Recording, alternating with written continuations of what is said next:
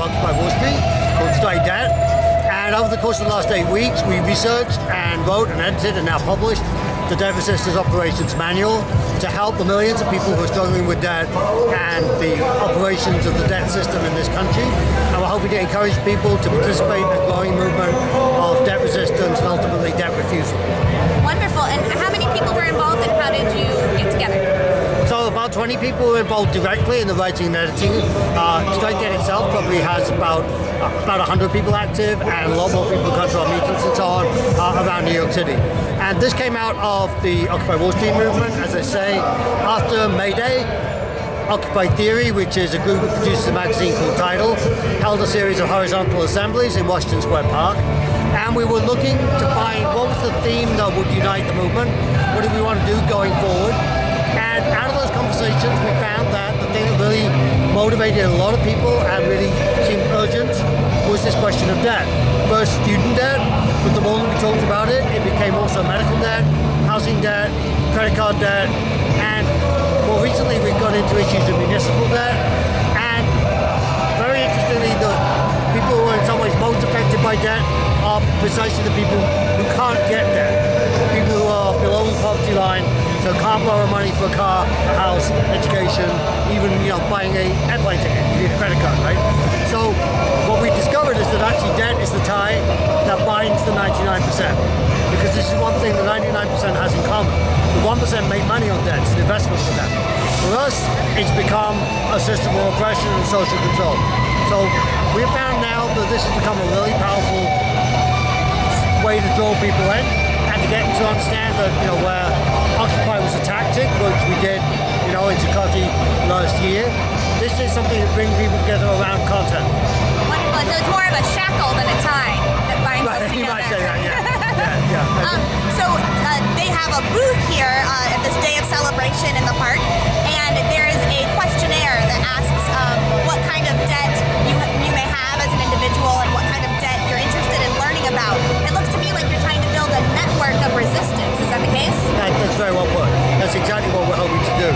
What we discovered at first, I said that we tried to build a network around particular forms of debt, but then we realized they're all related. So that if you have medical debt, that's going to put you in a very tough financial situation because they come right after you, sometimes when you're still in the hospital. So to make your bills, you're probably going to have to pay for things on a credit card. And then your mortgage is going to get behind. And then, oh my gosh, your student loan is due, right?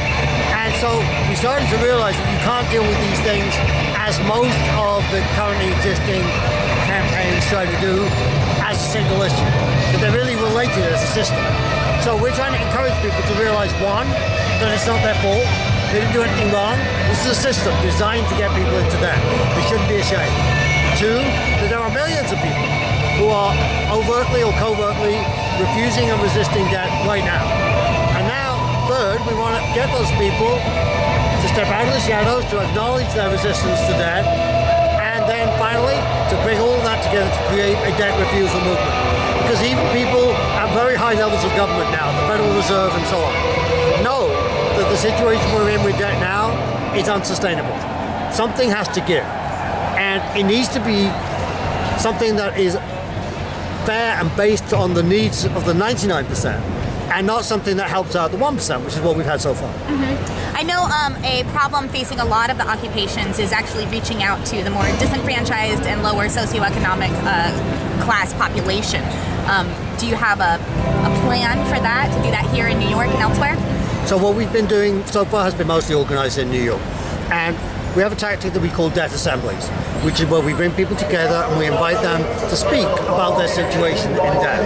And we find it very cathartic for people. It's very emotional. People get upset. They often cry. But it's really releasing as well. It allows you to accept and acknowledge the situation you're in.